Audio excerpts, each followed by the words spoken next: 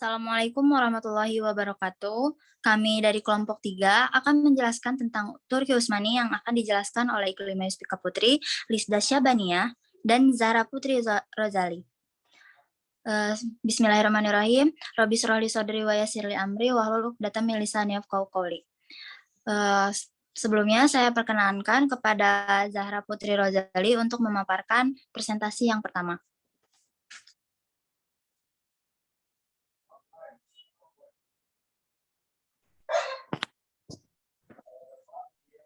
Asal-usul Turki Utsmani.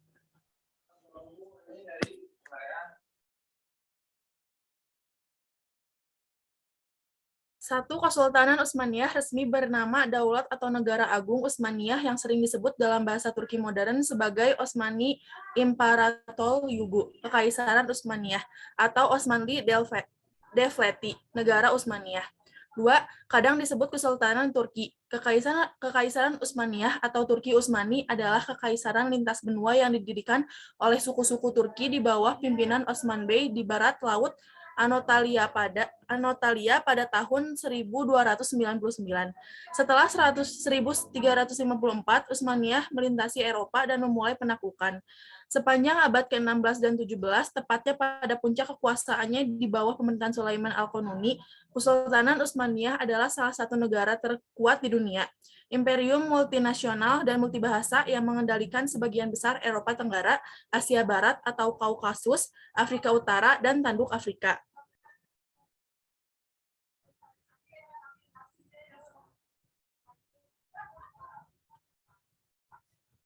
Dengan Konstantinopel sebagai ibu kotanya dan kekuasaannya atas wilayah yang luas di sekitar cekungan Mediterania, Kesultanan Utsmaniyah menjadi pusat interaksi antara dunia timur dan barat selama lebih dari 6 abad. Kesultanan ini bubar pasca Perang Dunia I, tepatnya pada 1 November 1922. Pembubarannya berujung pada kemunculan rezim politik dan Turki serta pembentukan Balkan dan Timur Tengah yang baru. Setelah Kesultanan Utsmaniyah dibubarkan, bangsa Utsmaniyah sempat mempertahankan status mereka sebagai khalifah selama beberapa sampai kekhalifahan juga dibubarkan pada 3 Maret 1924.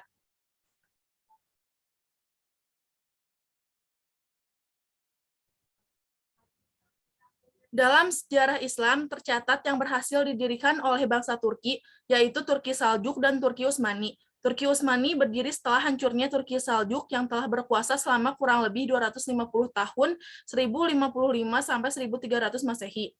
Kerajaan ini didirikan oleh bangsa Turki dan kabilah Ughu yang mendiami daerah Mongol dan daerah utara Cina, yang kemudian pindah ke Turki, Persia, dan Irak. Mereka memeluk Islam kira-kira abad 9 atau 10, yaitu ketika mereka menetap di Asia Tengah. Pada saat itu, mereka bertetangga dengan dinasti Samani dan dinasti Ghaznawi.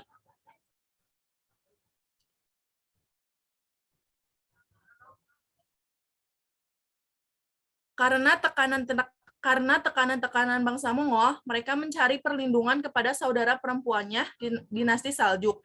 Saljuk ketika itu di bawah kekuasaan Sultan Alauddin Kayqubad. Entogrol yang merupakan pemimpin Turki Utsmani pada waktu itu berhasil membantu Sultan Saljuk dalam menghadapi Bizantium. Setelah Entogrol meninggal, kedudukannya sebagai pemimpin Turki Utsmani digantikan oleh anaknya Utsman. Setelah itu, Saljuk mendapat serangan bangsa Mongol, sehingga kemudian terpecah menjadi dinasti-dinasti kecil. Pada saat itulah, Utsman mengklaim kemerdekaan secara penuh wilayah yang didudukinya, yang semula merupakan pemberian Sultan Saljuk sendiri, sekaligus memproklamasikan berdirinya kerajaan Turki Utsmani. Inilah asal mula mengapa dinasti tersebut kemudian diberi nama dinasti Utsmani.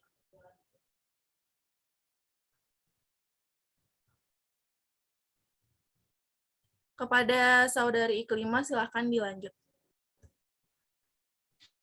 Bismillah. Selanjutnya yaitu perkembangan Turki Utsmani.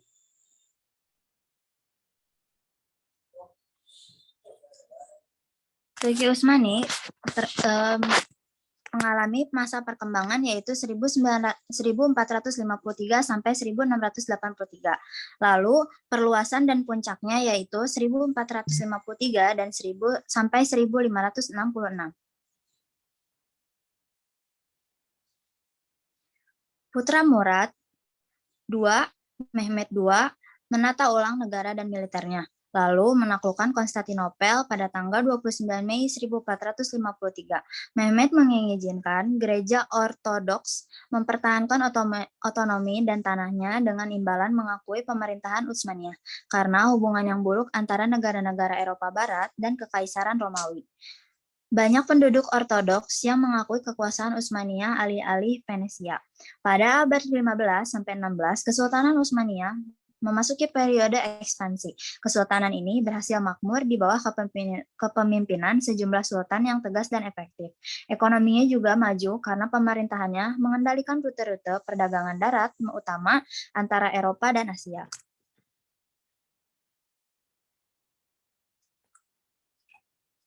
Yang pertama, Sultan Selim, 1512 sampai 1520, memperluas batas timur dan selatan Kesultanan Utsmaniyah secara dramatis dengan mengalahkan Shah Ismail dari Persia Safawiyah dalam pertempuran Khaldiran.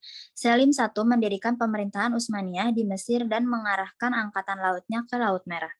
Sulaiman Agung, 1520 sampai 1566, mencaplok Beorat tahun 1521, menguasai wilayah selatan dan tengah kerajaan Hangronia. Sebagai bagian dari peperangan Utsmaniyah, Hangroria setelah memenangkan pertempuran Moks tahun 1526, ia mendirikan pemerintahan Turki di wilayah yang sekarang disebut Hongaria, kecuali di bagian baratnya dan teritori Eropa Tengah lainnya. Yang ketiga, setelah bangsa Turki membuat serangkaian kemajuan tahun 1543, penguasa Habsburg Ferdinand secara resmi mengakui pemerintahan Utsmaniyah di Hongaria pada tahun 1547.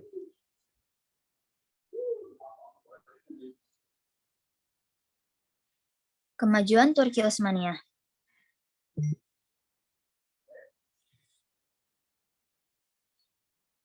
Akibat kegigihan dan ketangguhan yang dimiliki oleh para pemimpin dan mempertahankan Turki Utsmani yang membawa dampak yang baik sehingga kemajuan-kemajuan dalam perkembangan wilayah Turki Utsmani dapat diraihnya dengan cepat, dengan cara atau taktik yang dimainkan oleh beberapa penguasa Turki seperti Sultan Muhammad, yang mengadakan perbaikan-perbaikan dan meletakkan dasar-dasar keamanan dalam negerinya, yang kemudian diteruskan oleh Murad II 1421 sampai 1451 Masehi, sehingga Turki Utsmani mencapai puncak kejayaan pada masa Muhammad II 1451 sampai 1484 Masehi.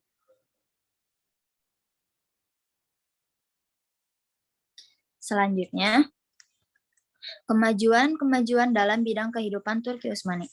Yang pertama, militer yang kuat. Yang kedua, pengolahan pemerintahan yang baik. Yang ketiga, penguasaan ilmu pengetahuan dan budaya. Yang keempat, bidang budaya. Yang kelima, bidang keagamaan.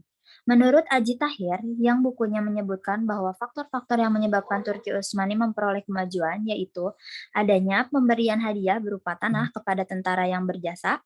Yang kedua, tidak adanya diskriminasi dari pihak penguasa. Yang ketiga, kepengurusan organisasi yang cakap.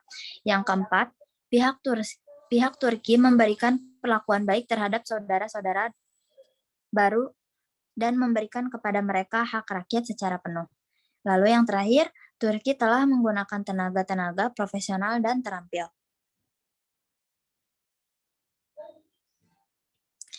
Selanjutnya akan dijelaskan oleh Lisda.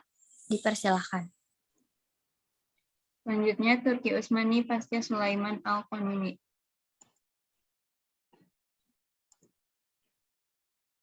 Masa pemerintahan Sulaiman I pada tahun 1520 sampai 1566 Masehi merupakan puncak kejayaan kerajaan Turki Utsmani.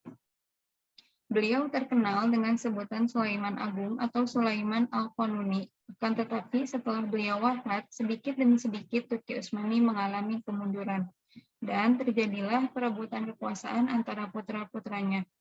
yang menyebabkan kerajaan Turki Utsmani mundur. Sultan Sulaiman diganti oleh Salim II. Pada masa pemerintahan Salim II, yaitu pada tahun 1566 hingga 1573 Masehi, pasukan laut Utsmani mengalami kekalahan atas serangan gabungan tentara Spanyol, Bandulia, Sipaus, dan sebagian armada pendeta Malta yang dipimpin Don Juan dari Spanyol.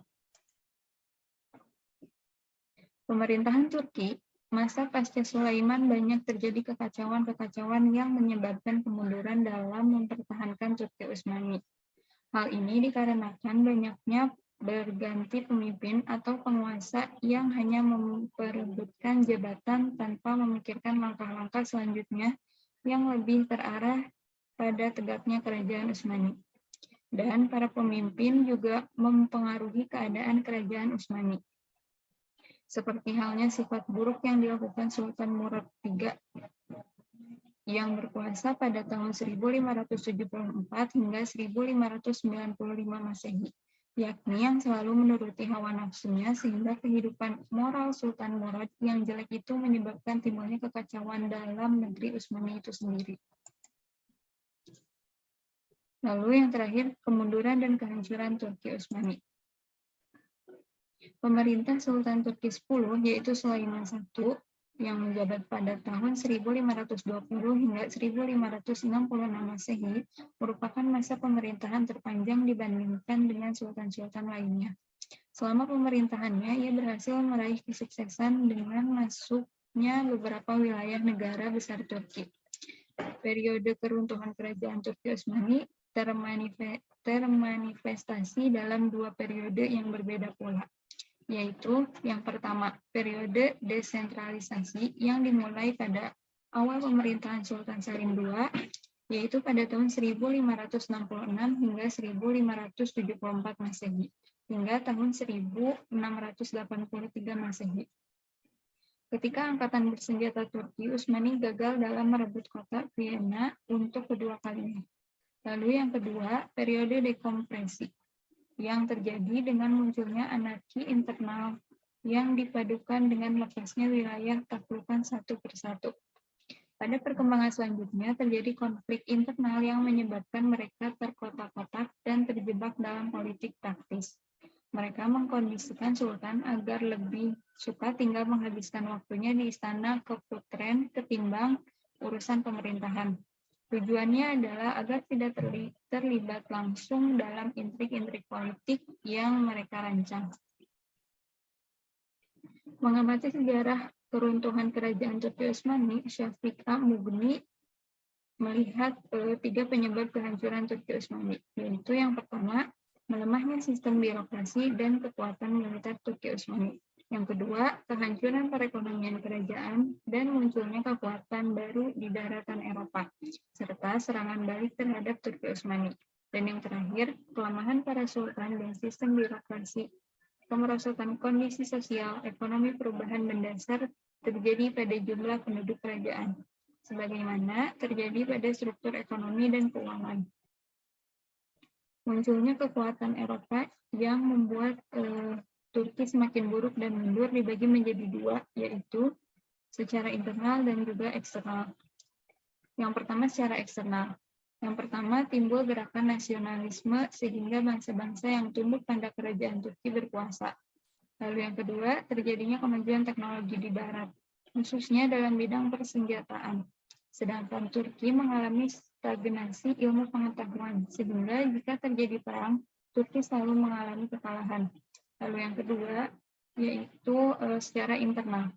Yang pertama, luasnya wilayah kekuasaan dan buruknya sistem pemerintahan, hilangnya keadilan, merajalela korupsi, dan meningkatnya kriminalitas. Yang kedua, heterogenitas penduduk dan agama. Yang ketiga, kehidupan yang istimewa dan bermegahan. Dan yang terakhir, merosotnya perekonomian negara akibat peperangan Turki yang selalu mengalami kekalahan. Sekian pemaparan materi dari kelompok kami. Saya kembalikan lagi kepada Ibu Nia. Sekian dari kami. Billahi taufiq wa hidayah. Wassalamualaikum warahmatullahi wabarakatuh.